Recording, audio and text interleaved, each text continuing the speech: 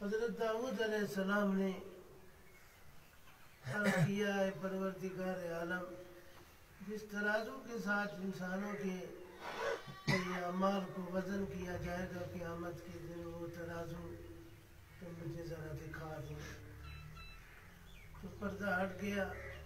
حضرت داؤد علیہ السلام نے اس ترازو کو دیکھا تو وہ ترازو اتنا بڑا لمبا چوڑا تھا، اس کے پلڑے اتنے بڑے تھے۔ کہنے لگے ہیں پروردگار عالم، ان پلڑوں کو کس کے اعمال بھریں گے؟ تو اللہ رب العزت نے فرمایا کہ اے داؤد، جب میں اپنے کسی بندے سے راضی ہو جاتا ہوں نا، تو میں اس کے آدھے کھجور کے صدقے سے بھی اس ترازو کو بھرتا ہوں۔ سبحان اللہ۔ حضرت داؤد علیہ السلام اس ترازو کو دیکھ کر بے ہوش ہو گئے۔ پھر جب ان کو ہوش آیا تو یہ کہا کہ اس کے پلڑوں کو کس کے اعمال بھریں گے؟ تو اللہ نے فرمایا جب میں راضی ہو جاؤں گا کسی بندے پر تو اس کے ایک کلمے سے میں اس ترازو کو بھر دوں، آدھی کھجور کے صدقے سے میں اس ترازو کو بھر دوں۔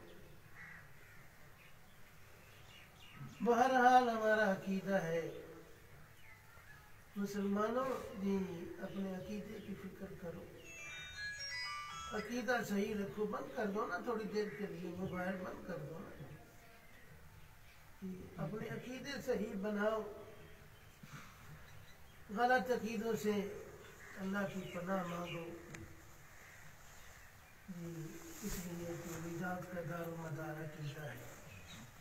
عقیدہ صحیح ہوگا جی تو نجات ہو جائے گی، عقیدے میں خرابی ہوگی تو نجات نہیں ہوگی۔ تو ہمارا عقیدہ ہے کہ ہمارے اعمال کا کیا ہوگا؟ جی سب سے پہلے عمل ہے، دنیا میں ہم رہ رہے ہیں، عمل کر رہے ہیں، اور آخرت میں پہنچ کر جی آخری مرحلہ وہ وزن اعمال کا ہے۔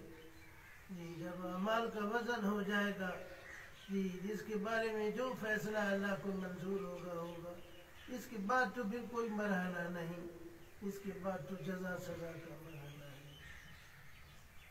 تو امام بخاری نے جی عجیب لطف سے کام لیا کہ جو چیز وہاں آخر ہے اپنی کتاب کا بھی آخر بنا دیا۔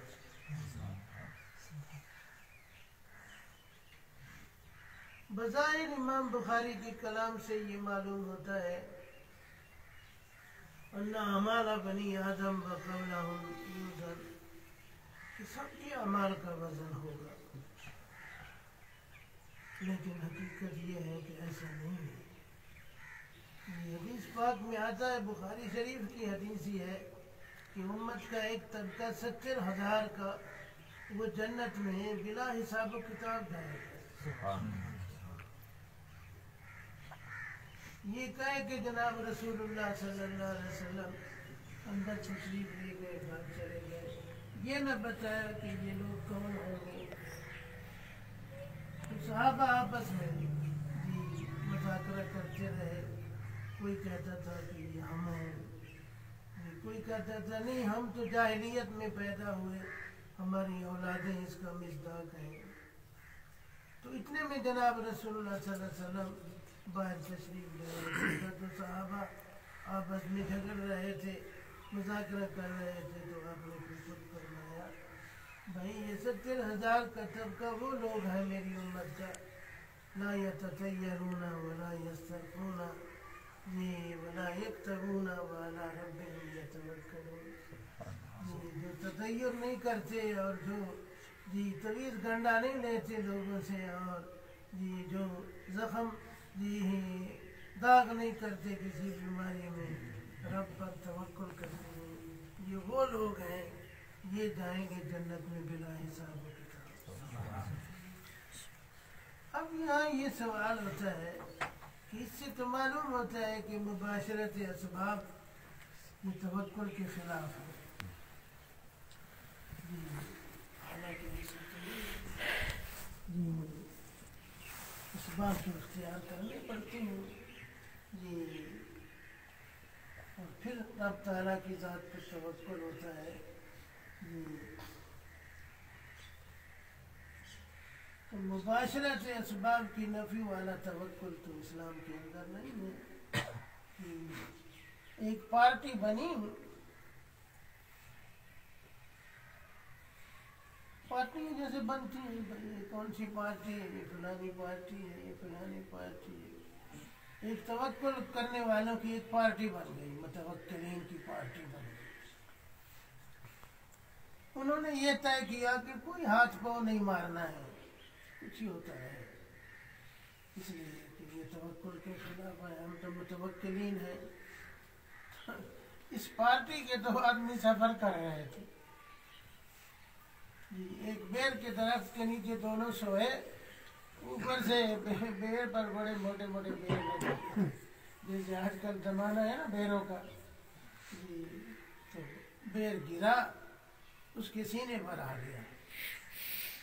اب اس کا جی چاہتا ہے کہ اس بیر کو اٹھا کے میں منہ میں ڈالوں جی، اور اپنے ہاتھ سے ڈالتا ہے تو منشور کی خلاف ورزی ہوتی ہے.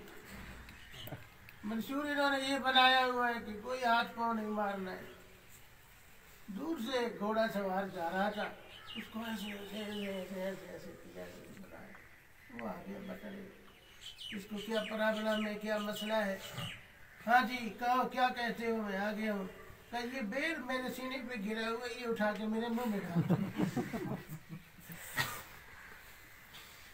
اس نے کہا جی مرے تو آپ کیا مجھ کھاتے کہ نہیں، یہ منشور کے خلاف ورزی ہو جائے. اچھا جو تیرے ساتھ لیٹا ہوا ہے قریب، اس کو کہے بھائی تیرے منہ میں ڈال دے. تو نے اتنی دور سے مجھے اشارے کر کر کے کپڑا ہلا ہلا کے مجھے بلایا جی. تو وہ کہنے لگا جو ساتھ پڑا ہوا تھا، سویا ہوا تھا، اس نے کہا توبہ توبہ، میں اس بیر کو اٹھا کے اس کے منہ میں کیسے ڈال سکتا ہوں. کل ہم سوئے ہوئے تھے، کتا آیا، اس نے میرے منہ میں پیشاب کیا جی.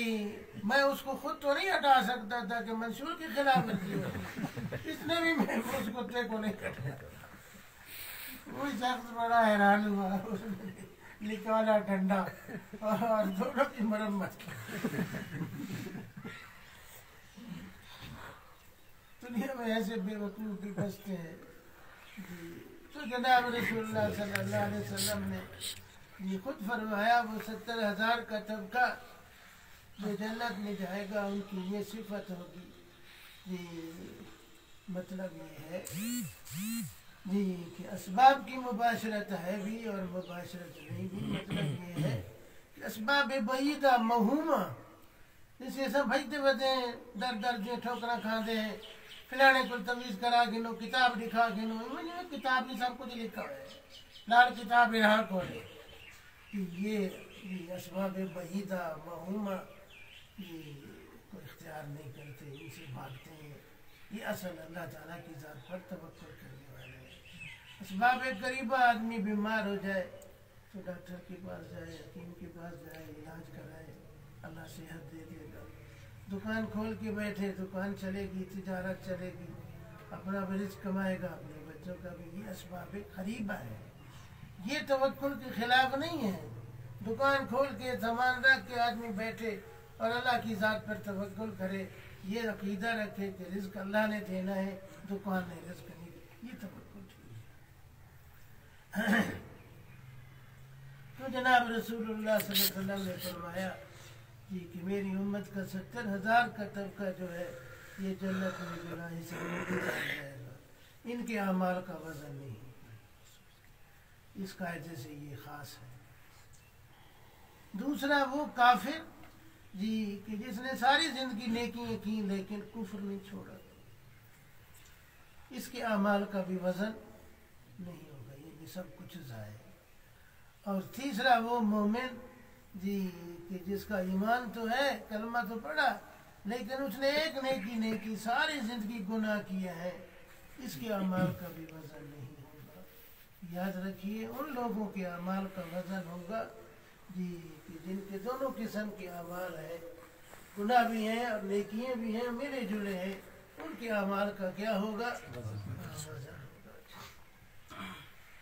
ایک پلڑے میں گناہ ڈالے جائیں گے، ایک پلڑے میں نیکی ڈالے جائیں گے. جون سا پلڑا نیچے ہو گیا، بھاری ہو گیا، اس کے مطابق فیصلہ ہوگا. تو یہ عقیدے کا مسئلہ ہمیں سمجھایا امام بخاری نے آخر میں کہ یہ عقیدہ رکھو، عقائد ٹھیک کر لو، جی عقیدے کے بغیر، جی صحیح عقیدے کے بغیر نجات نہیں ہوتی ہے۔ اب یہ سوال ہے کہ صحیح بخاری کی ابتدا کچھ ہے، انتہا کچھ ہے۔ ابتدا میں جب صحیح بخاری شروع ہوئی تو حدیث انما الاعمال بالنیات مشہور حدیث ہے، ہر مسلمان جانتا ہے اس حدیث کو۔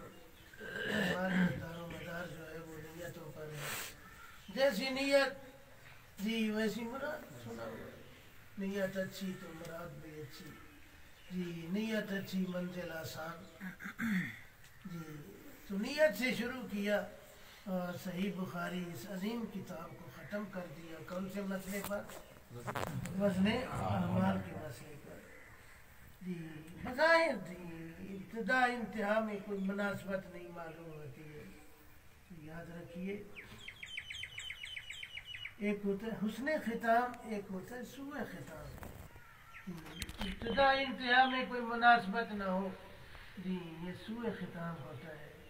ابتدا انتہا میں موافقت ہو، مناسبت ہو، یہ حسن ختام ہے۔